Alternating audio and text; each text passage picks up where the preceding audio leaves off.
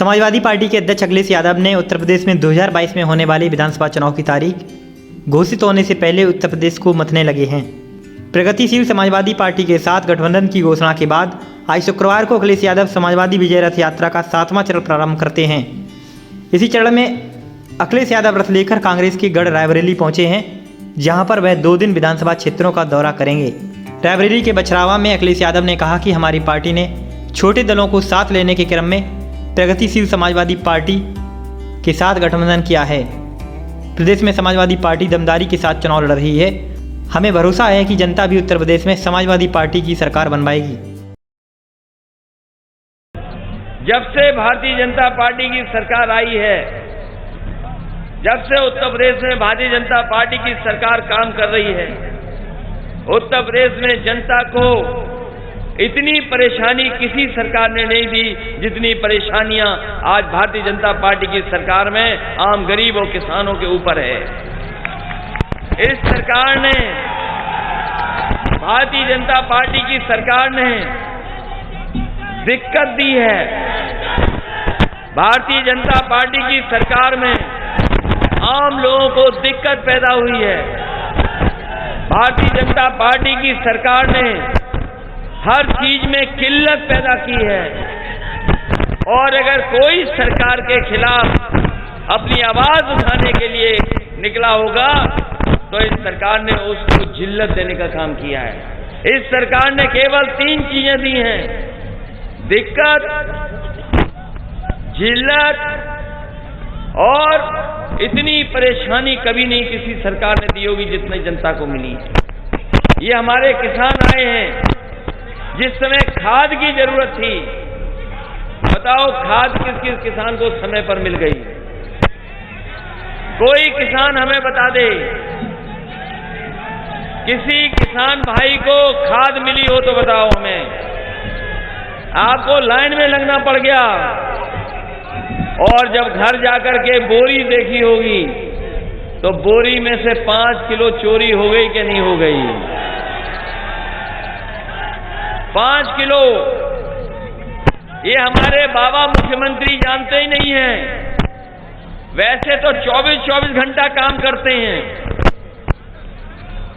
कहा यह जाता है कि बाबा मुख्यमंत्री 24 घंटे काम करते हैं। लेकिन बताओ किसान भाइयों, जब आपने धान पैदा किया तो ये 24 घंटे काम करने वाले मुख्यमंत्री कहां थे कि धान की अगर आपको कीमत मिली हो तो बताओ आप। 24 घंटे काम कर रहे हैं इसीलिए तो खाद नहीं मिल रही। ये 24 घंटे काम कर रहे हैं इसीलिए तो यूरिया नहीं मिल रही। 24 घंटे काम कर रहे हैं इसीलिए तो डीएपी नहीं है। और ये 24 घंटे काम कर रहे हैं इसीलिए तो हमारे बीएड वाले भी अपने टोपी लगा करके घूम रहे हैं, टीटी वाले। ऐसे 24 घंटे काम करने वाले मुख्यमंत्री ने परेशानी दी है। कोई कैसे भूल जाएगा? कोई कैसे भूल जाएगा? अभी जब बीमारी आई थी, हम आप सब परेशान हो गए, सब बंद कर दिए गए। अगर कोई बाहर निकलता था तो पुलिस डंडा लेकर के दौड़ाती थी। कोई घर से नहीं निकल सकता था। और जिस समय दवाई की जरूरत थी, बिस्तर की जरूरत थी, ऑक्सीजन की जरूरत थी, तो किसी गरीब को न अस्पताल मिल पाया, न समय दवाई पे मिल पाई और बहुत सारे लोगों की जान चली गई। आपने तस्वीरें देखी होंगी, लोग सड़कों पे भाग रहे थे अपने परिवार के लोगों के लिए, दवाई के लिए और ऑक्सीजन के लिए। बताओ लोगों, आपने तस्वीरें देखी कि नहीं देखी?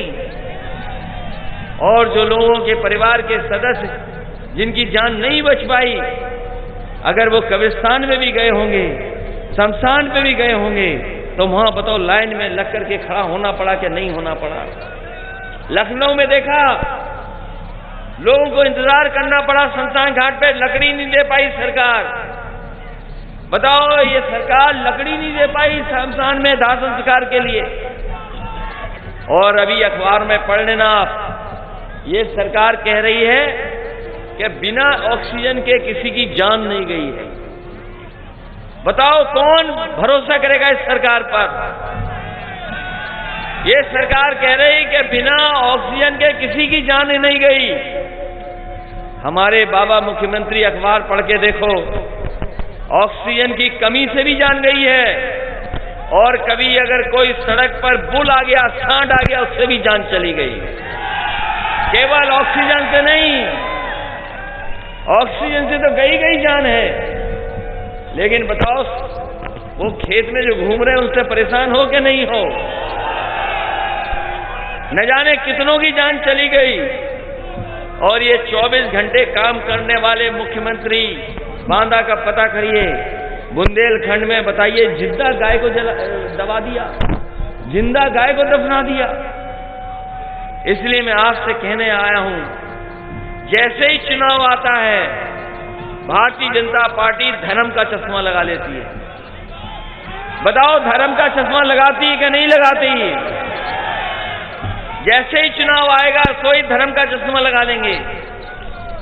और आप लोग हमें बताओ, आज डीजल और पेट्रोल की कीमत क्या है? 100 पहुंच गया कि नहीं पहुंच गया? 100 पार हो गया कि नहीं? 100 पार हो गया। पेट्रोल 100 पार, डीजल महंगा, और आपकी खाद की बोरी से चोरी, और वो लाल लाल सिलेंडर भरवा पा रहे हो कि नहीं भरवा पा रहे हो? लाल वाला सिलेंडर, ये लाल वाले सिलेंडर को नहीं भर पा रहे, इसीलिए लाल रंग से घबरा रहे हैं। ये जो लाल सिलेंडर है, माताएं बहनें बताओ, सिलेंडर कहां है आपका?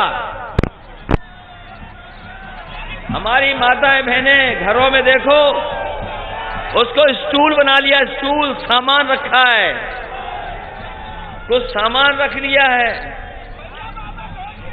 इसलिए याद करो वो समय, याद करिए वो समय जब ये सरकार कह रही थी कि चप्पल पहनने वाला हवाई जहाज में बैठेगा, चप्पल पहनने वाला हवाई जहाज पर बैठेगा।